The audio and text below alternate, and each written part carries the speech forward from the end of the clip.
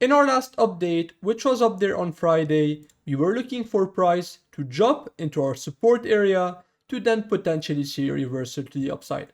However, if we lost this support, I personally expected a much bigger drop towards our second support around $112,500.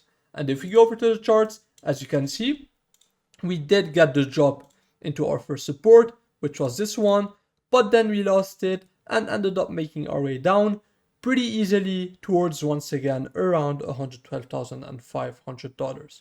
So as usual, before we dive into today's price action and what you can potentially expect next, let me quickly recap what I personally did. So very simple, on Friday, once again, I was waiting for the drop into my support, which was down there. Volume on Binance was very good as we had multiple hourly imbalances, but then I was just waiting for the imbalance on Bybit, which did end up appearing a couple of minutes later. So that's when I took my long position. We had a 30-minute imbalance right at the lows, and then we did end up getting a very good 30-minute close, but also the 1 hour candle did end up turning into an imbalance, as you can see right there.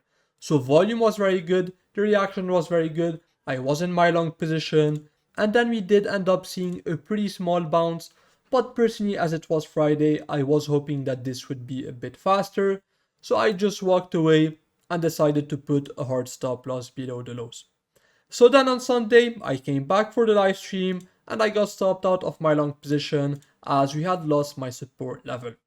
But even though we had seen a bounce after it, in my opinion, what would happen next was very clear, and that's why I gave only one scenario during the live stream, which was this one. I wanted to see a move up into my resistance to then see a reversal to the downside. My first target was $113,500, but my second target was, as outlined in the last update, once again, this support area around $112,500. And unfortunately, even though we did get the drop as expected, we actually front run my resistance, as you can see right there. So unfortunately, personally, I was left on the sidelines. Pretty annoying because I was looking for two short positions.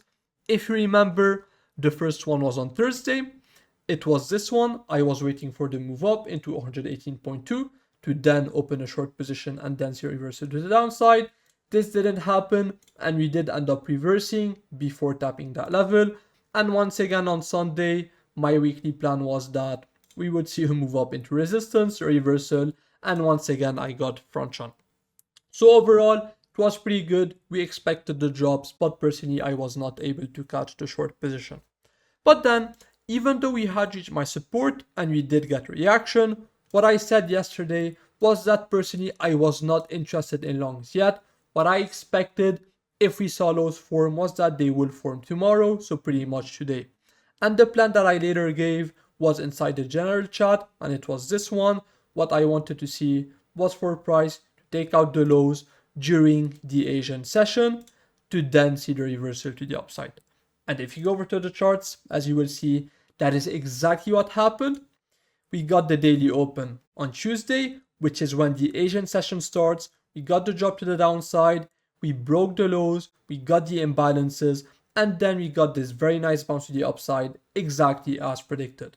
Personally, I did not catch that long position because I was asleep, and I have been a bit tired over the past few weeks, so I did not want to set an alarm. But in any case, multiple people inside the Discord got this long position, which is exactly what I'm looking for.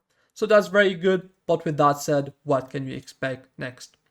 Well, today I would say that I cannot remove the support because we have two ways to look at price action. If you go on the daily chart, what I would usually do is that I will look for imbalances. If we go on Binance, we do have an imbalance. And then if I go back over to Bybit and go on the 12-hour chart, we also have a 12-hour imbalance. So usually, as you know, what I would do is take the midpoint of these imbalances, so the 12-hour imbalance, which comes in around $114,000. And if you take the midpoint of the daily candle as well, which is an imbalance on Binance, what you will see is that it also comes in around $114,000. So this in theory should be a very strong level because we have two midpoints of high time frame candles. However, the problem that I have is that if you go on the lower time frame, so on the 4 hour, I don't have an open nearby that I can look for, okay? The open is much higher, which in my opinion is not the best confluence. And then if I go on the 1 hour, the open of this imbalance comes in below. So as you can see, I don't have the best confluence around the midpoint of these imbalances. So this time, instead of looking at this level, what I would do is, as you can see, we have a range forming on the lower time frames. This was the initial low, and this was the initial high. We took out the low and then got a reversal to the upside. So personally, how I would play around this is that instead of looking once again around the midpoint of the high time frame candles, I would look at this as a range, and if price can take out the highs, which personally I am expecting, I will simply wait to see if we have imbalances, and then if we come back below the range highs, which is this one around once again 113.5, then this will activate a short position to hopefully take prices much lower.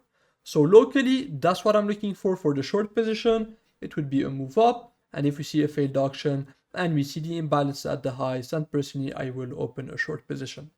But the second scenario is that if we can move up and we reclaim the range highs, as we don't have the best confluence around the midpoint of this imbalance, what I would actually look for is simply the fill of this candle, which is also the daily open, okay? So that would be the fill of the daily imbalance on Binance and the fill of the 12-hour imbalance on Bybit. And if we can get this, so if we do reclaim the range highs and are able to move higher, then this is what I want to look for, a move up into this level. And then if we see a reaction, then this could offer a very nice short position for a reversal to the downside. However, if we do indeed move up and we break this level, then this would be a massive sign of strength. And then at this point, we could expect much higher prices, in which case, of course, I will film a new update. So on the lower time frame, a quick recap, that's what I'm looking for. I'm looking for the range highs to get taken out because this low played out exactly as predicted and volume was extremely good, both on Bybit and if I show you on Binance as well, we had 3 imbalances. So volume was extremely good on that low. I really like that low. So going back on Bybit, I would like to see the range highs taken out. If we get a failed auction, then this could offer a pretty safe short position in my opinion. However, if we break that level, then personally, I would look for a move towards $115,200. If you want more confidence for that level, we can go on the 4 hour. And if you take the volume profile since the all-time high, what you will see is that we have very nice volume traded around that level. We have the point of control right above it, and we do have the previous point of control, which is this red line just below.